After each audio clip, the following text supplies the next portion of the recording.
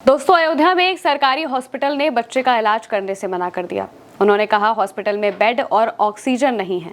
Emergency से बच्चे को वापस लौटा दिया गया बिना किसी फैसिलिटी के।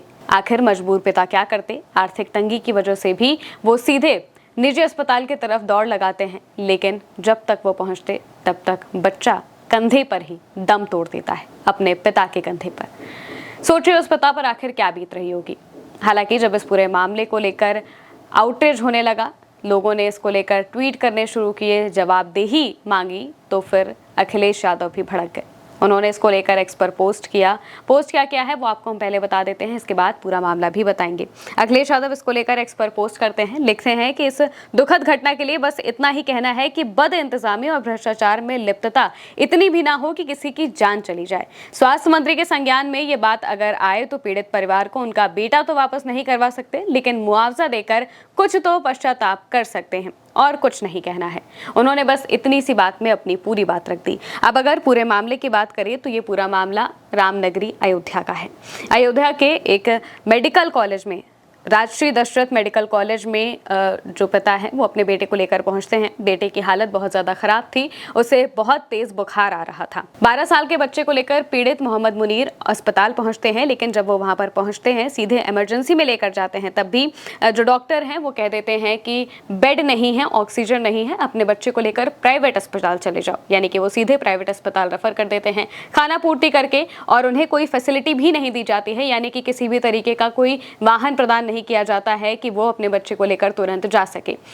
मजबूरी में जो पिता होते हैं वो अपने बच्चे को कंधे पर टांग के पास के निजी अस्पताल तक जाने की कोशिश करते हैं, लेकिन जब तक वो वहां पर पहुंचते तब तक बच्चे की मौत हो जाती है। बच्चा सिर्फ 12 साल का था। इसको लेकर हर तरफ बातें होने लगती हैं। अब बच्चे के पिता उसे कंधे पर लादकर निजी अस्पताल की ओर दौड़ रहे थे, लेकिन रास्ते में ही बच्चे ने दम तोड़ दिया था। इस मामले में मेडिकल कॉलेज के जो प्रिंसिपल हैं उन्होंने 3 डॉक्टरों को निलंबित कर दिया है और विभागीय जांच की बात कही है। ये पूरा मामला हैरिंगटनगंज गांव का है। यहीं के रहने वाले मोहम्मद मुनीर के 12 साल के बेटे मोहम्मद आरिफ को 2 दिनों से तेज बुखार आ रहा था। परिजनों ने पहले स्थानीय झोला छाप डॉक्टर को दिखाया, लेकिन हालत में सुधार न होने पर उसे नजदीकी सामुदायिक स्वास्थ्य केंद्र यानी कि सीएचसी लेकर गए। सीएचसी के डॉक्टरों ने बच्चे की हालत गंभीर बताते हुए उसे तुरंत Rajshri Dashrath medical college refer कर दिया।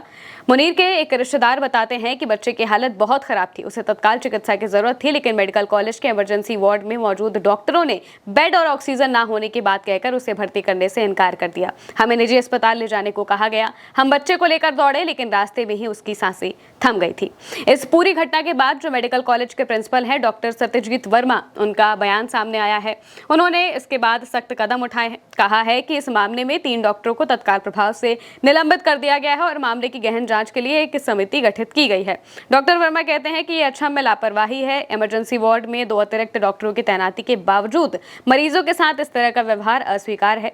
उन्होंने ये भी स्वीकार किया कि इस समय मेडिकल कॉलेज में मरीजों की संख्या बहुत ज्यादा है, लेकिन प्रशासन हर संभव प्रयास कर रहा है ताकि सभी मरीजों को उचित इलाज मिल सके। एक और बात ध्यान देने वाली है कि जिन डॉक्टरों के पास जो पीड़ित हैं वो अपने बच्चे को लेकर गए थे, उन्होंने कहा था कि बेड और ऑक्सीजन की कमी है, इस वजह से आपको हम भर्ती नहीं कर सकते। लेकिन दूसरी तरफ जो कॉलेज के प्रिंसिपल हैं उनका कहना है कि बेड और ऑक्सीजन की कोई कमी नहीं है, और ये जो काम हुआ है, ये जो लापरवाही की गई है, वो बिल्कुल भी क्षमा के योग्य नहीं है, यानी कि इस चीज़ को माफ़ नहीं किया जा सकता।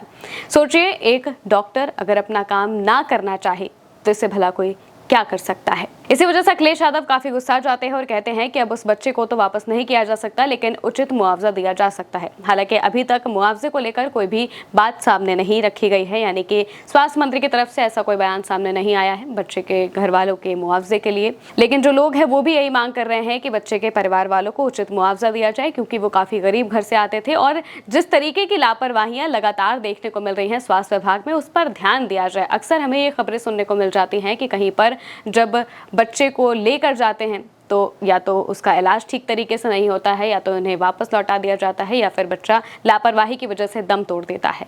आम लोगों के साथ भी यही हालात हो रहे हैं। इस वजह से भी लगातार स्वास्थ्य विभाग के खिलाफ भी काफ़ी ज़्यादा जो खामियां हैं उनके खिलाफ भी काफ़ी ज़्यादा आवाज़ें उठने लगी हैं। लेकिन स्वास्थ्य विभाग तक अगर ये बात पहुंचे तो बहुत अच्छी बात होगी। देखना होगा आगे क्या कुछ होता है। फिलहाल के लिए मेरे साथ इतना ही। आप देखते रहिए भारत एक सोच।